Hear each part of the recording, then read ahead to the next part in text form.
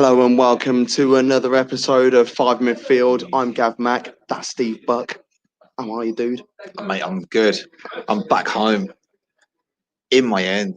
As that sign says up there, we are hanging outside down near the Tottenham Hotspur Stadium. So I'm firmly back home where I belong, and I haven't been here in quite a while. So it's nostalgic on my part, and I'm thoroughly enjoying it. Me no like it. Nice t-shirt you got there, mate. I know, it's a sweet one, isn't it? It's funny. There's a guy that I met a few hours back, and he took it out the boot of his car. Oh yeah? Yeah. Fair play. I heard it's from the workwear shop in Northampton.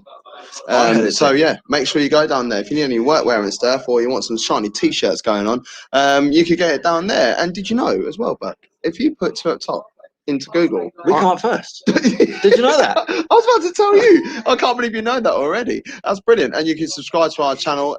You see it going down the bottom of your screen right now at Two Top Football on YouTube, and it's on all social media as well. Right, it's 5 Midfield, and today it's our 5 most shocking moments in football. Well, I think we're about to go on an emotional roller coaster of things that have happened in football, and I'm ready to go.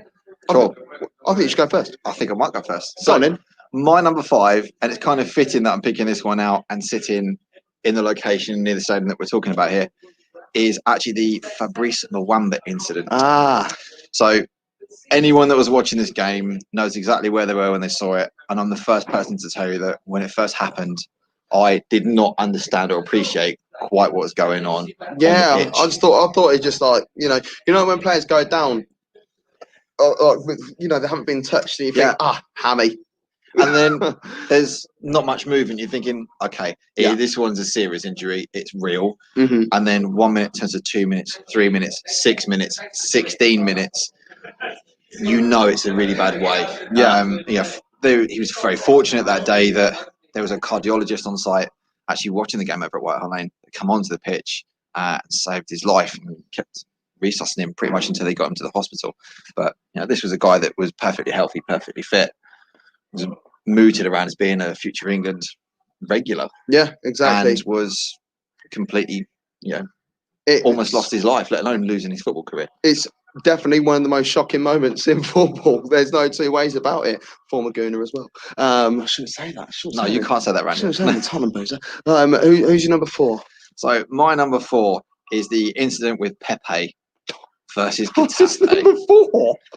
I mean, where do you start with this one? That was shocking. It is a full-on assault. So for anyone that hasn't seen this is a guy that loses his rag on a regular basis. Pepe is no shrieking violent. Can I just interject slightly?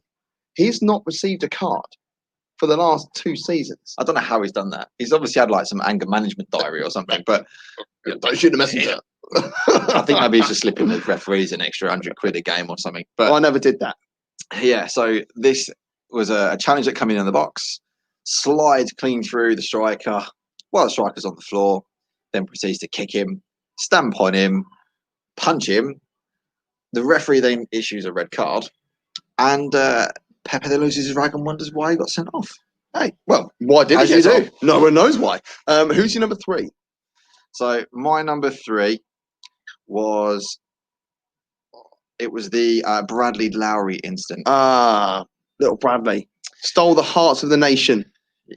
And there's a thing about this. So everybody knows that what the kid was suffering with was incurable. It's an illness in the brain, which is it comes during the whole pregnancy stage. So you can't treat it. It's too far inside the brain. It's part of his DNA. The children normally have a very, very, very short life expectancy, and it's terribly, terribly sad. What this did was unite football. It didn't matter that he was a Sunderland fan. No. It didn't matter what stadium he went to. He was automatically accepted as one of their own. And it united the entire football community, whether you're talking Premier League, lower league, leagues outside the world were then looking at their fan bases more and seeing what they could do to help.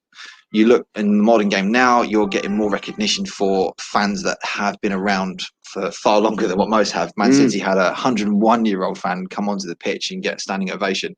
For last season. So the clubs are now trying to influence their communities a little bit more, and that all stems from what was a terribly sad incident, but one that fundamentally united football and brought it back down to earth. Yeah. Who's your number 2? So my number 2 was the awful air crash of the Chapecoense team. How many people actually knew who Chapecoense were before this incident? Probably nobody. And it's not good what happened. We know this. It's one of the most shocking things to ever happen in sport. But once again, the football community got itself together, didn't they? Yeah. And did everything they could. They were loaning players, they were donating cash, they were sorting out the families. People were coming out of retirement to keep them afloat. It was such a nice thing. It was amazing. It was a true thing. And it's not the first air crash disaster that's happened. Man United fans will point to the Munich air crash. You've also got, I think it was the Torino air crash back in Italy. Yeah. That was in the 50s, early 60s. Because apparently that was like Juventus are Juventus now, but it was Torino. Yeah. And Torino's players at the time, they were meant to be the next crop. Yeah, they were the next crop. There's someone who's watching the show with us right now, on via Twitter, on Periscope, and they had no idea who they were. And it's true. No one ever heard of them. But how many people would have heard of them now? Oh my God, yeah. Exactly. And it's such a shame that it had to take something like that to make them known. But at the same time, it's everything that the football community clubbed together to make something happen and try and bring it back to. It's almost like showing a bit of humility behind it, isn't it? And you have to look at the scale of it. This was a side that was going off to a final. Mm-hmm. It had achieved success that it wasn't really planned for in the first place, and to lose pretty much every single player, I think, other than one. Yeah, it was decimated. It wasn't like they lost 5 or 6 or 7 in the starting 11. They lost the entire team, other than one player. It's bad, isn't it? Who's your number 1? My number 1 most shocking moment is the Hillsborough disaster. So everybody has heard of it. We could have referenced some other disasters as well, but the Hillsborough disaster for me still hasn't got justice. Mm-hmm. It's on everybody's lips every year. No one has really done anything about it, but it did bring about huge changes in English football. Gone were the gated terraces. Yeah. In came seating, better crowd control, better control over ticket allocations and touting. You still get elements of that now, but it's far better controlled to minimise what we saw, which was a horrendous loss of life. It's another one where the football community gets together as well, isn't it? Where they bring everyone together and try and make something, try and find a level of positivity to come from such a tragic situation that happened. And it's a shocking moment in sport, isn't it? It's exactly what this subject is. Right, I'm gonna yours. Well, you've gone a little bit morbid. I'm not gonna lie. So you need to bring me out of this. I had to try and bring it back. Rob Curry's watching the show, looking great, lads. Yeah, stop it. That's the t-shirt, so Robert. Yeah, let's bring it back. Right, so my number 5 is that moment. England versus Germany, World Cup 2010. Frank Lampard brought one back just before half time. How it was. We're back in the game. Look at that. I mean, which is a shock that Lampard was adamant he scored, that the referee got it wrong, that the linesman got it wrong. How? Well, Ghana technology came in time for the next World Cup. So therefore, it's a shocking moment, but we dealt with it, and I'm happy about it. That's technically number 5, and I've sort of got a joint 5th. So I've gone 1, 2, 3, joint 5. That's what it is. Okay. Because joint 5 is this moment. It's Roy Carroll. It's the Pedro Mendes goal. The Pedro Mendes goal, which I think put us 1-0 up at the time. For Tottenham against Manchester United, and if that goal stood, it would have meant a lot towards the Arsenal and their title challenge that season in the 02-03 season. So honestly, I haven't got over it yet. Neither have I. I can tell you exactly where I was. I was sitting next to a Manchester United fan when that goal went in, who just happened to be my best mate at the time. And when he was fishing the ball out of his own net and looking around the place, looking at the How lines and the sheepish referee, was he as well? That's what he looked kills it. so nervous. And the referee ways play on, and there's me literally losing my rag in the local boozer. Yeah, completely lost. it's so my funny. head. Like we're both sat here, you know, representing the whole of North London. Yep. And we had reasons to hate that decision for different Shocking referee situations. decision. Shocking referee, and it was a shocking moment in football. Number 3 is the world famous Kung Fu kick. See, I still can't get my head around the Cantona incident. And we were talking about this offline. What drives any man, let alone a player, to lose your rag that badly that you want to leapfrog the first 3 rows and just launch into somebody? Eric Cantona. I want to know what happened. He said, I don't like your black shirt with the yellow writing. I prefer it when you're wearing red. And he was like, what? And then went out there and started chopping people up. But honestly, I remember, I must have been about 7 or 8. I remember seeing the newspaper article, and the lad who it happened to, he stood there like with his shirt open, and he's seeing all these like boot marks on his chest. Yeah. Oh, it was horrible. Absolutely horrible. Cantona drank a lot of beer after that in the adverts. Oh, yeah. I think he took a lot of therapy. Yeah, he did. No, he's like the ambassador of Cronenberg. Number 2 on my list, Ronnie Rosenthal.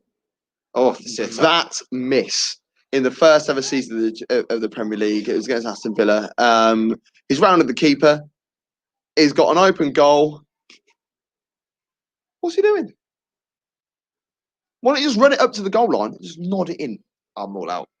Can't do it. I'm all out. Yeah, can't do it. That's enough for that one. But my number 1 most shocking moment in football is my personal most shocking moment in football is involving Aston Villa again. And they were playing against. You've got a thing for the Villa at the minute, haven't you? Yeah, yeah, they're great on FM. And Newcastle United, Kieran Dyer and Lee Bowyer. Oh, the full punch up on the pitch. When Absolute they're the same scrappage. Teammates. I know, and they both got sent off. And Gareth Barry's trying to be like, "Oh, come on, mate," and Stephen Carr's like, "Come on, mate," and Nicky Butt's like, "Oh, what's going on over here?" You know, Bowyer was literally foaming at the mouth and trying to eat him at that point. It was all because he wanted to play a pass. It was like, why don't you pass it to me? And he goes, because you're cousin it.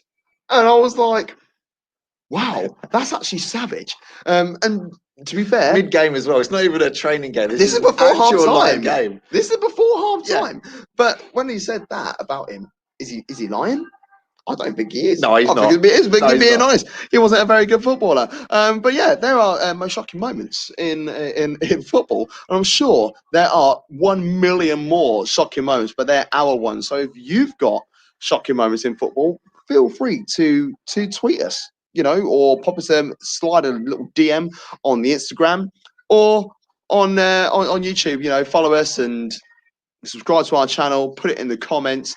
Don't forget to like and share our stuff as well. And if you've got any ideas on what you would like us to do for a top 5, by all means, once again, let us know. Tweet, Facebook, you know, any social media, we're even on Twitch. Yeah. So yeah, literally any social media at 2 at Top Football. And did you know if you put 2 at Top into Google, our name comes up first. Ta-ra.